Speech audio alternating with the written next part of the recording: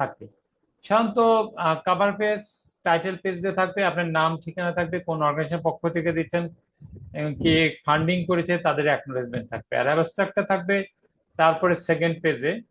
অর্থাৎ সেখানে আপনি আপনার ফুল লেম্যান সামারি, এক্সিকিউটিভ সামারি বা 300 ওয়ার্ডের মধ্যে রুল রিসার্চ অংশ কি ওয়ার্ড সহ থাকবে।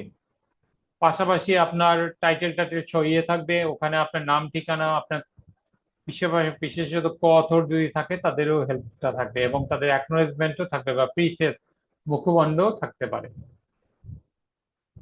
তারপরে নির্ভর করে, এটা পার্সোনাল চয়েসের মতো, কেউ এটা এক পেজেও করে, দুই পেজেও করে। Step two, introduction. এই ইন্ট্রোডাকশন পার্ট আপনার খুবই গুরুত্বপূর্ণ রিসার্চ প্রপোজালের ক্ষেত্রে। এখানে আপনার ক্লিয়ার স্টেটমেন্ট দিতে হয়, রিসার্চ স্টেটমেন্ট, যেটা আপনার গবেষণার মূল লক্ষ্য উদ্দেশ্য কি।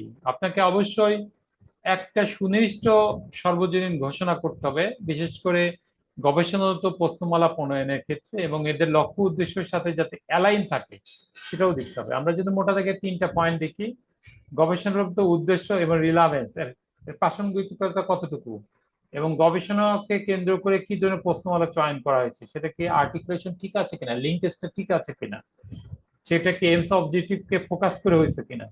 এরপরে হলো রিসার্চ এমস অ্যান্ড অবজেক্টিভ, অর্থাৎ গবেষণার লক্ষ্য উদ্দেশ্য, এবং এই পাশাপাশি রেশনাল দি স্টাডিও এখানে লিখতে হবে। এই থ্রি মেন পার্ট থাকবে আপনি ইন্ট্রোডাকশন, ব্যাকগ্রাউন্ড পার্টে, এবং এটা অনেক সময় ওই যে অনেক বড় হয়, অনেকে এক পেজও করে, হাফ পেজও করে, অনেকে 1000 ওয়ার্ডেরও করে, 1200 ওয়ার্ডেও করে, জাস্ট টেমপ্লেট বা ফরম্যাট অনুযায়ী। স্টেপ থ্রিতে আপনি লিটারেচার রিভিউ, আপনি বিভিন্ন যে জার্নাল বা পাবলিকেশন গুলো যে রিভিউ করলেন, সেটার একটা ক্রিটিক্যাল ইনসাইট এখানে দিতে হবে। সেখানে দেখতে হবে এমপিরিক্যাল অ্যানালিসিস, আপনার অভিজ্ঞতালব্ধ জ্ঞান থেকে, আপনার তত্ত্বীয় থিওরিটিক্যাল অ্যানালিসিস, তত্ত্বীয় জ্ঞান থেকে, এবং কি ধরনের গবেষণা গ্যাপ রয়েছে এইসব ইয়েতে, সেটাকে আপনি এখানে অ্যাড্রেস করবেন, সেই বিষয়গুলো এখানে ভালোভাবে তুলে ধরতে হবে।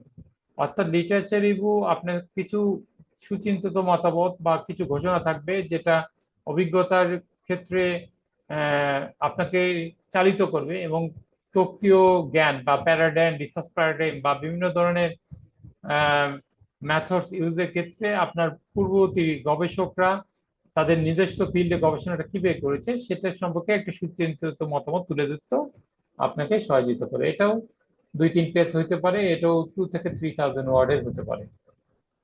স্টেপ 4,